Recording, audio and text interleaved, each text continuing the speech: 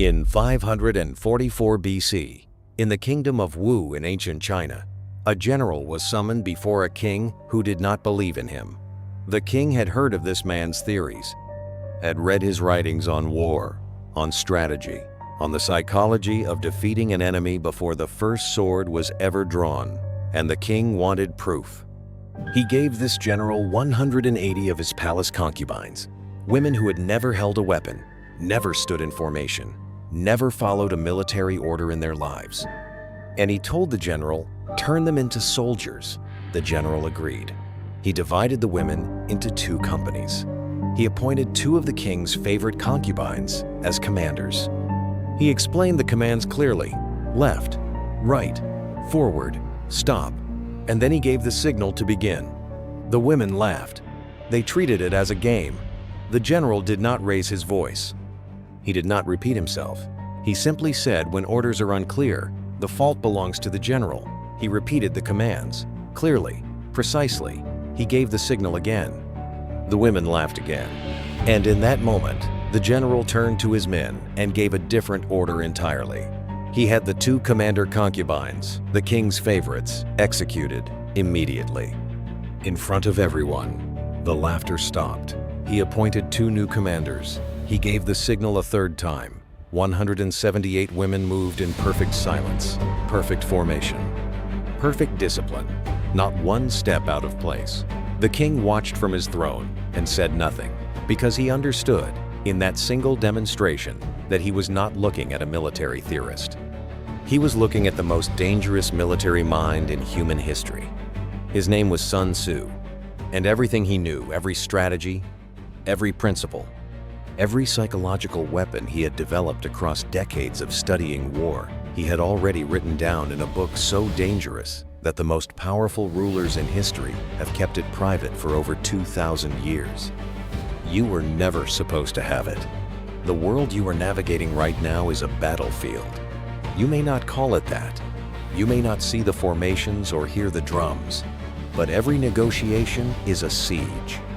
Every relationship is an alliance that can be broken. Every room you walk into has a power structure that was established before you arrived. Every competitor, every colleague, every person who wants what you want is an opponent operating with a strategy whether they admit it or not. Sun Tzu understood something that most people spend their entire lives refusing to accept. Peace is simply war conducted by other means. The man who refuses to study strategy does not escape the battle. He simply enters it unarmed. Sun Tzu served the kingdom of Wu under King Helu around 512 BC. He was not born into military nobility. He earned his position through one thing alone: the absolute clarity of his strategic mind. He led the Wu army in a campaign against the vastly more powerful kingdom of Chu. Chu was larger, better resourced, more experienced. By every conventional measure, Wu should have lost. Sun Tzu did not fight by conventional measures. He struck where Chu was weakest. He moved when Chu expected stillness. He retreated when Chu expected advance. He exhausted Chu's strengths by refusing to engage them directly, and then destroyed Chu's weaknesses with surgical precision. The Wu army captured Ying, the capital of Chu, in a campaign that military historians still study 2,500 years later. Not because of the size of the army, not because of the weapons used, because of the strategy, because of the mind behind it. And that mind, every principle it operated on, every pattern it recognized, every psychological truth it had extracted from decades of observing how power actually moves, was written down in 13 chapters that changed the course of human history. The Art of War. And you were never supposed to understand what it actually says. This knowledge is for protection, not destruction. What follows are the real strategies, not the inspirational quotes pulled out of context and printed on motivational posters. The actual principles. The ones that have been used by every general, every CEO, every negotiator, every person who has ever walked into a room and left with exactly what they came for. The first strategy, Sun Tzu wrote, that the supreme art of war is to subdue the enemy without fighting. Most men misread this as passivity. It is the opposite. It is the highest form of aggression. The man who forces a confrontation has already lost a significant advantage. He has revealed that he could not win without one. The truly powerful do not fight because they have already won before the fight begins. They have shaped the information their opponent receives. They have controlled the terrain on which any conflict would occur. They have built alliances that make opposition costly before a single word is spoken. Think about every direct confrontation you have ever entered. How many of them were necessary? How many were simply your ego demanding resolution at the speed of emotion rather than the speed of strategy? Sun Tzu would tell you every unnecessary fight you win still costs you something. Energy, reputation, time, goodwill. The man who wins without fighting loses nothing. That is not weakness. That is the most expensive skill a human being can develop. Drop this in the comments. The fight I avoid today is the war I win tomorrow. The second strategy, Sun Tzu wrote that all warfare is based on deception, not lying. Deception. There is a critical difference. Lying is telling someone something false. Deception is controlling what someone believes to be true through what you show them, what you withhold, how you move, when you speak, and when you go completely silent. Cesare Borgia practiced this. Machiavelli documented it. Sun Tzu systematized it 2,000 years before either of them were born. When you are strong, appear weak. When you are weak, appear strong. When you are ready to move, appear still. When you are planning, appear idle. The man who is completely readable is completely controllable. Every person in your life who has ever outmaneuvered you did so because they understood more about your position than you understood about theirs. They controlled the information. They controlled the appearance. They moved at a time of their choosing rather than yours. This is not manipulation in the negative sense. This is strategic intelligence, and refusing to develop it does not make you honest. It makes you a target. The third strategy, Sun Tzu wrote that he who knows both himself and his enemy need not fear the result of 100 battles. He who knows himself, but not his enemy, will suffer one defeat for every victory. He who knows neither himself nor his enemy will fail in every battle. Read that again, slowly, because that is not a motivational quote. That is a precise mathematical description of why most men keep losing the same battles over and over. They do not know themselves their real weaknesses, their real triggers, the specific fears that make them predictable.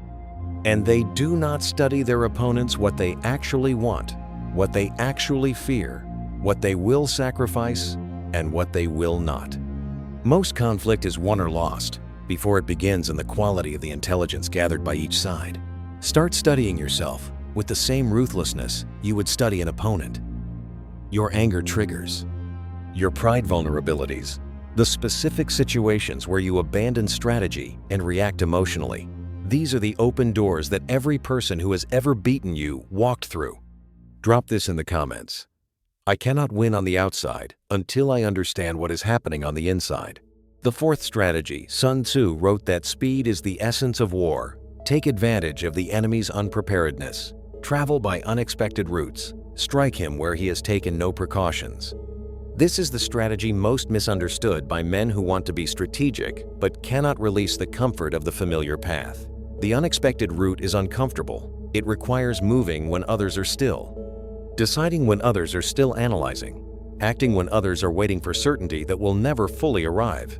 Every significant opportunity in your life has had a window, a specific period during which it was available and after which it closed. The men who took those opportunities were not smarter than you. They were faster, not reckless fast. There is a difference. Reckless is moving without information. Fast is moving with sufficient information before the window closes. Sun Tzu's armies did not win because they were larger. They won because they arrived first at the right place, at the right time, by the route no one expected.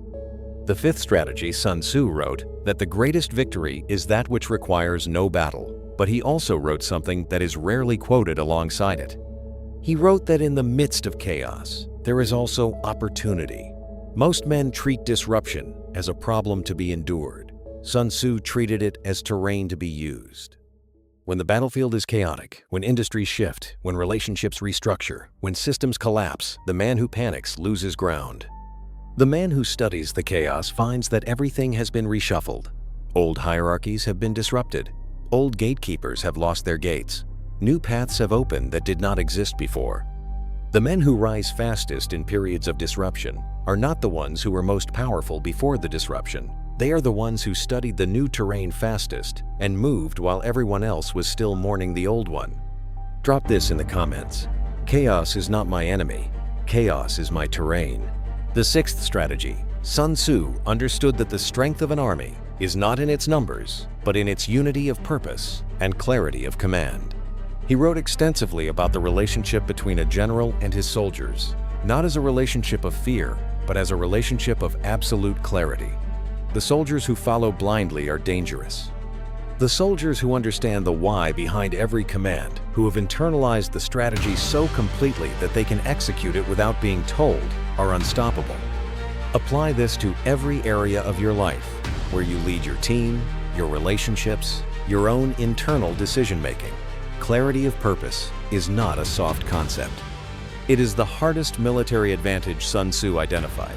The army that knows exactly what it is fighting for and exactly why will outlast a larger army that is simply following orders every single time. The seventh strategy, and the one Sun Tzu returned to more than any other across all 13 chapters: know your terrain. In military terms, the physical landscape, the weather, the supply lines, the geography of every possible engagement. In your terms, the social landscape, the power structures, the unspoken rules of every environment you operate in. The man who enters a new room and immediately begins speaking does not know the terrain. The man who enters, observes, maps the power dynamics, identifies the key alliances, locates the pressure points, and only then decides how to engage that man controls every room he enters. Sun Tzu never fought a battle without first understanding the ground beneath his feet. You should never enter a negotiation, a social dynamic, a professional environment, or a relationship without doing the same. Drop this in the comments. I do not enter rooms, I map them. Now understand what this means for you. Right now, today, Sun Tzu was not writing for kings. He was not writing for generals with armies of 10,000 men. He was writing for any mind intelligent enough to recognize that every human interaction has a structure, and that structure can be understood, anticipated, and navigated by anyone willing to study it with the same seriousness that he studied the battlefield. The man who read Sun Tzu and changed nothing did not read Sun Tzu. He read words on a page.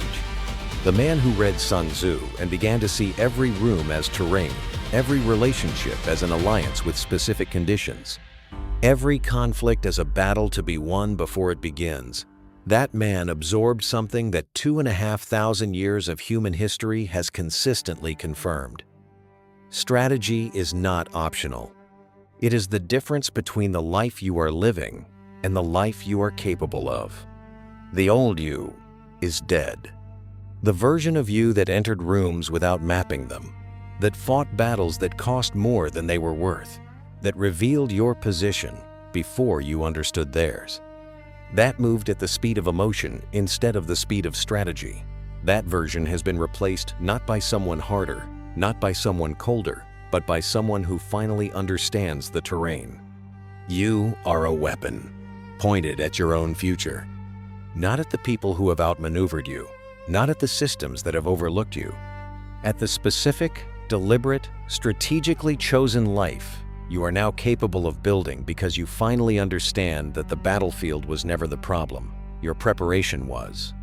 You belong to no one, not to their assessment of your potential, not to the role they placed you in before you knew enough to refuse it, not to the version of the game they taught you, the version designed to keep you playing at their level forever. You have the map now. You understand the terrain. And the man who understands the terrain cannot be defeated by someone who is simply reacting to it. If something in this video shifted something that cannot be shifted back then, you already know what comes next. This channel exists for the men who are done being outmaneuvered, done losing battles they did not know they were in, done playing a game they were never taught the real rules of. If that is you, you are exactly where you are supposed to be. Drop this in the comments. I do not react to the battlefield. I design it. And before you leave, sit with this. Sun Tzu spent his entire life studying one question: not how to win battles, how to make losing impossible. What would have to change in how you think, how you move, how you prepare for losing to become genuinely impossible for you? And when did you decide you were not worth that level of strategy?